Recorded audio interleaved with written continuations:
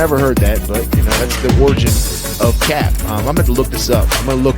There's a principle that we have to follow. Yeah. We have to have. Be true to yourself. You don't have. And when I came back, the place was a mess. So I knew I was missed. Deep in here now. Now It's incredible. I love it. Me That's too. good. Yeah. That's good. And applying the recovery I thought.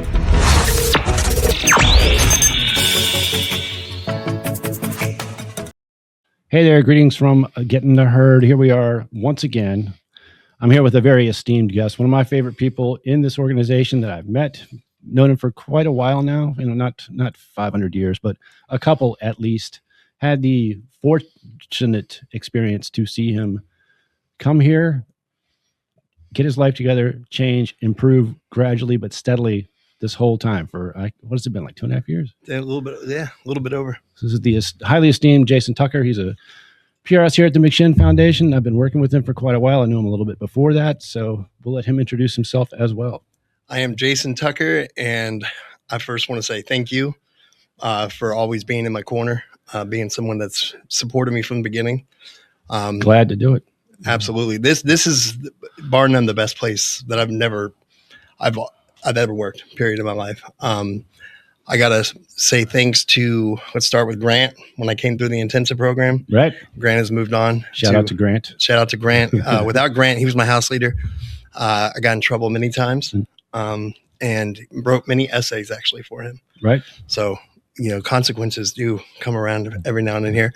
And then start with Travis. Met Travis making me laugh all the time. Yeah, one of our highly esteemed co-hosts that is busy doing an intake right now because we all do a lot of things here. So, but with he talked to me about God when I first came in, and I wouldn't be here without God. But going to Jesse, Jesse has taught me many things, given me a chance, an opportunity to work within the organization. But, Jesse's discipline, talk about spiritual principles, Jesse's got a discipline. When I start talking, he knows, gives me about 10 seconds before he gives me the break. Like, Jason, how long is this going to go? He knows I love to talk. Also one of our esteemed co-hosts, but he's also doing things. Yes. Right now. Very good operations manager. No doubt. And then honesty, of course, honesty is amazing. I talk to her a lot. She's definitely someone that has helped, talk to me while I've been here and just lead me on the way. And everybody, this whole organization. I definitely wouldn't be here without my good friends in life that I met through the intensive program. Right. Starting with Matei. So when did you start the intensive program? September 26th of 2023. Okay. So I'd been here about 10 months at that point. And I remember you coming in. Yep. And you came from, where'd you come from? Well, I came from Vegas to here. Okay. So you hit the intensive program and you're saying something about Matei there. I'm sorry, I interrupted you. No. I probably shouldn't go down the list. I could spend a whole half an hour. Yeah, it's a lot of good people here. That's we're wealthy in good people. Yeah. Matei and Adam through intensive they were definitely, if I didn't have Matei and Adam, I don't know where I'd be. Mm-hmm. And then of course, Olaf, I'll give one last shout out to Olaf. Yes. I talk to Olaf every day. I message him all the time. He's an amazing person, but no, I came from Vegas. I burned everything to the ground, period. I burned everybody and anything to the ground. I burned not only my careers away, my jobs, money, my daughter's mother, her family, and then I lost my mom and dad, estranged from my brother and sister. So when I was in Vegas, I prayed. I was godless out in Vegas. Right. Word to the wise, don't go to Vegas for longer than 4 to 5 days. Never been, but I take your word for it. You go, you see it on TV. It's a 2-mile strip of casinos and entertainment, and that's what it is. And then you have the old strip. They never show you Vegas. They never show you, anything outside of Vegas. Right. And so, but anyway, it's a soulless city. It's a city of sin, obviously. We're going to get thousands of letters from Vegas. No, just kidding. But anyway, no, I was there and I prayed. I gave it one last shot and I prayed. And one of the things I did is I said, God, if you're real, which I know God is real. I found God when my daughter was born. I said, grab me by the hand and lead me where you want me to be. And I walked out of I think it was probably my last hoorah in a mental ward. Mm-hmm. And when I walked out, a guy named Steven in Desert Parkways, he walked out and he had this piece of paper in his hand. And he walked out and he walks up and he's like, Mr. Tucker, he's like, I think I have something that would, that might be for you. Mm-hmm. And he comes up. Now at the time, I didn't know when he grabbed my hand, but he hands me this piece of paper, Right. and grabs me by the hand, and I start to read it. And it was called the Ticket to Home program.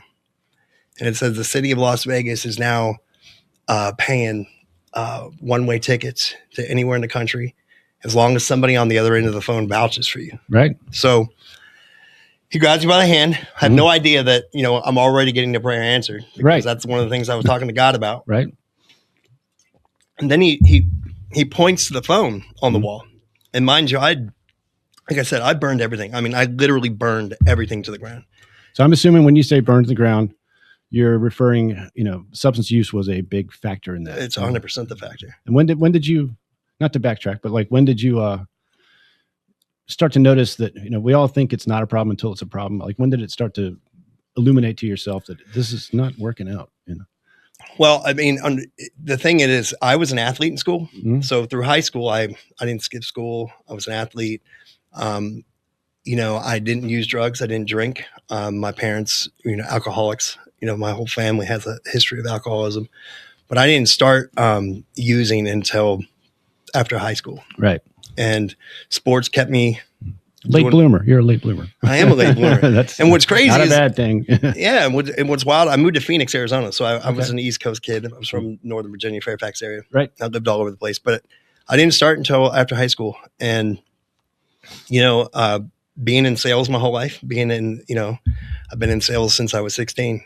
And the unfortunate thing is that with jobs that I've had from my inception of working was all production-based jobs, companies that I, as long as I sold, and as long as I brought in money, and as long as I brought in assets when I made my way up into the Merrill Lynch days. But as long as I produced, they didn't care what I did. Yeah. And it was an injustice. There's quite a few jobs out there like that. Not to.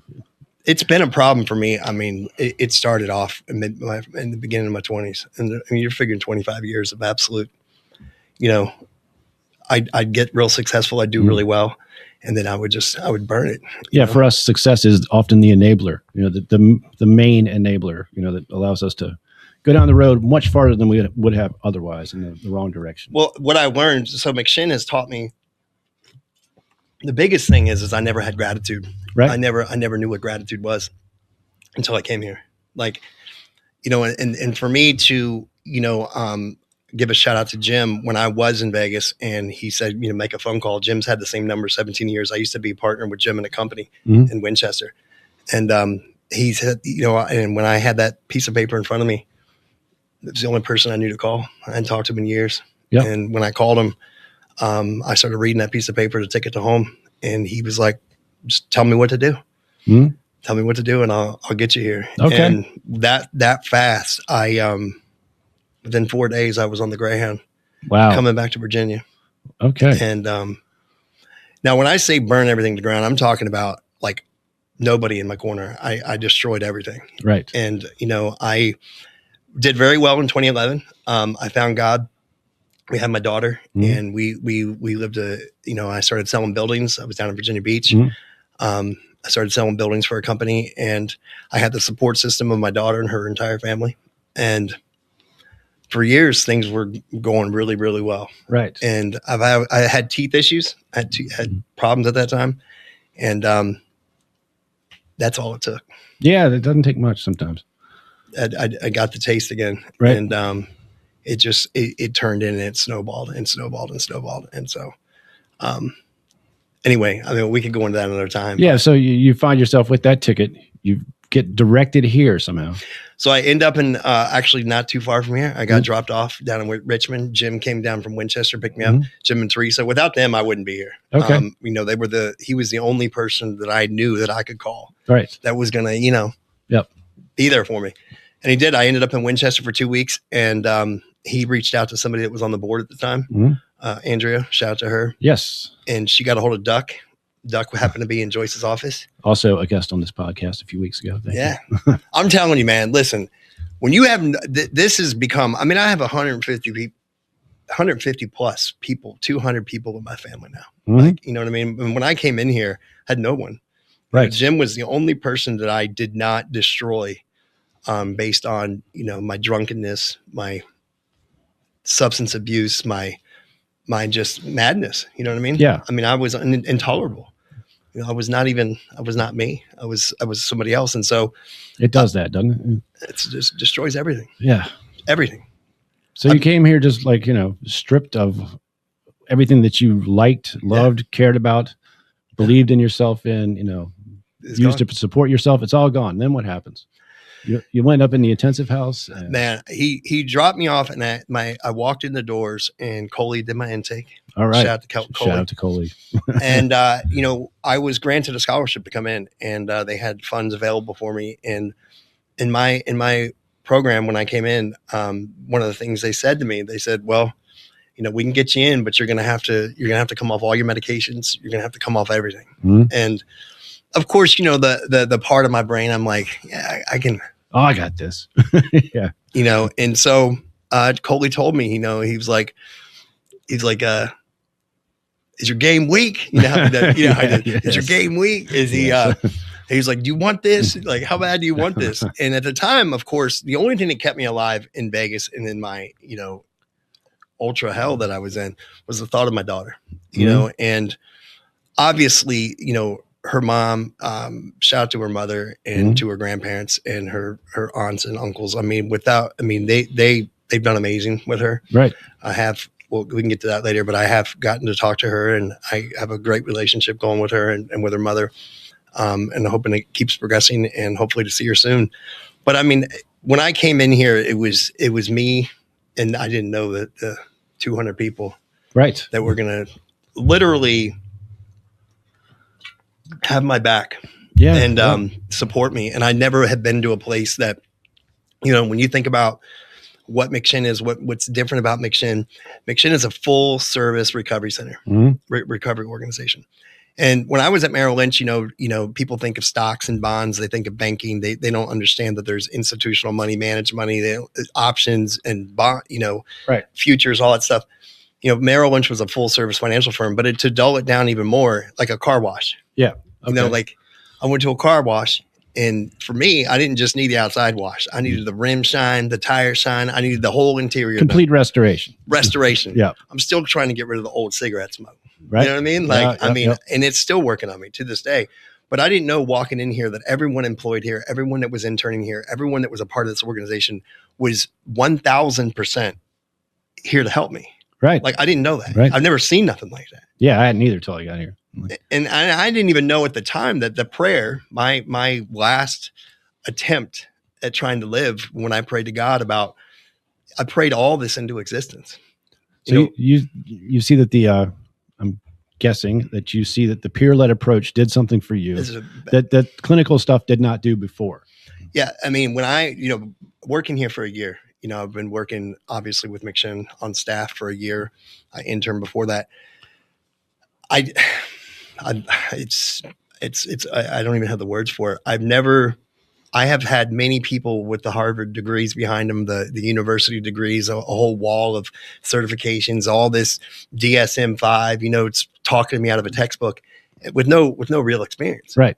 And I walk into a place where every single person on this property, every single person that I see is 1,000% been where I've been. Right. And it actually runs really smooth, which is, it's amazing. Well, and what's crazy is the model here. I mean, looking at it from I've been pretty successful in business ventures in my life. And if I was to look at this place from the top down as a business model, it's amazing. I mean, when you're a staff member here, no matter who's in the building, you could be the only one in here and you know how to run things. The organism. Yeah. Move things around. And like from the front desk, answering the call to bringing people in and doing intake paperwork. Like, people know what they're doing here. Right. It's not like you walk in and people look clueless or people don't know what they're doing. This is bar none, hands down.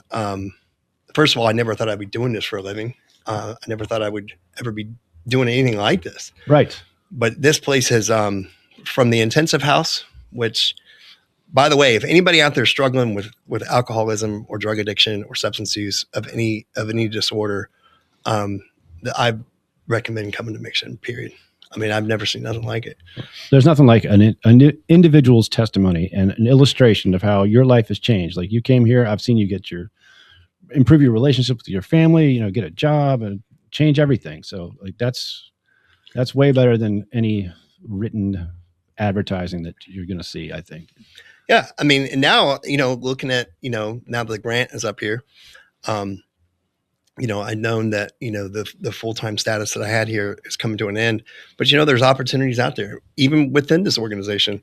And I never thought I would do anything else but go into a sales environment or go into something that, right. And so now I'm like, man, do I do what fulfills me or do I do what financially supports me? Yeah. You're a fork in the road, and I'm sure it's going to work out. And that's a testament. The way it should, the way it should. Testament to McShin, because I've never seen anything like it. I've never bonded and felt so welcome, and also just being a part of this community. For someone like me, I see people come in here, and I see them in their situation. And they see me happy, like I'm jovial all the time. And I'll be frank with you. In 2.5 years, I haven't seen many people come in a worse spot than me. Yeah. And if I can do it, and if I can turn myself around and be happy and genuinely like have a zeal for life, right? Anyone can. Yeah. Yeah. But it took humility, though. It took honesty coming in, and then the humility part, which is where I had to stop thinking that I knew anything, because everything that Jason Tucker has either ever done or proceeded in has always ended with, me taking my own will. And, I didn't have a spiritual side. I was definitely far to the left, probably almost demonic. And, this place helped put me together, and it's not a faith-based organization. So me coming in, wanting to change, having God in my corner, and then this place helping literally teach me how to make my bed in the morning. Right. I told my daughter, it was like the second week I was talking to my daughter, and I was like, it's going to take a long time before the trust gets back, and, before I'm welcomed back in with open arms or anything. Right. I was like, what I do every morning now? I make my bed. First thing. And I don't pee on toilets.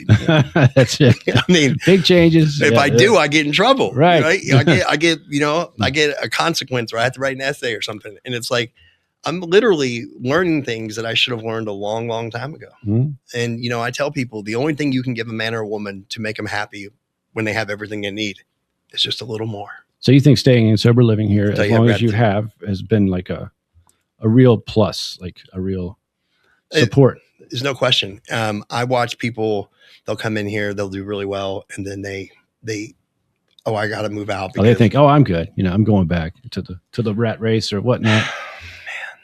Man, now my closest friends, Adam, Olab, Matei, a lot of people, they're moved on to greener pastures and they're doing really well. Mm-hmm. But I know in my case, I can't just get mad because I've got a roommate that snores too loud, right? Or the bathrooms, taking forever to get in there. This place has been more than accommodating, and and I've almost moved out of here a few times, mm-hmm. And I'm glad the situations didn't work out, because looking at the situations and what happened, like, because I don't have another shot. Like I've lost the right to ever use and drink again. Period. Like I've lost the right to do it. Yeah, I hear that. So we support all pathways here, like 12-step, all kinds of things, Dharma. And it seems like you've chosen faith-based, like that's what's given you the strength to move forward. And is that accurate? Yeah. No question. I've dabbled, I can tell you all about AA, NA, all that stuff. I read it like take clinical people that do this for a living, and they tell you like, oh, Steve, you're labeled as a out of the DSM-5. Right. Like I can tell you all kinds of astute textbook stuff about the program, working the steps, but I never lived it.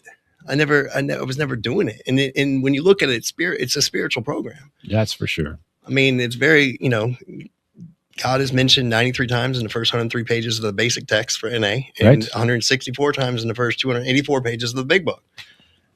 But, I believe you can only do it with a spiritual side.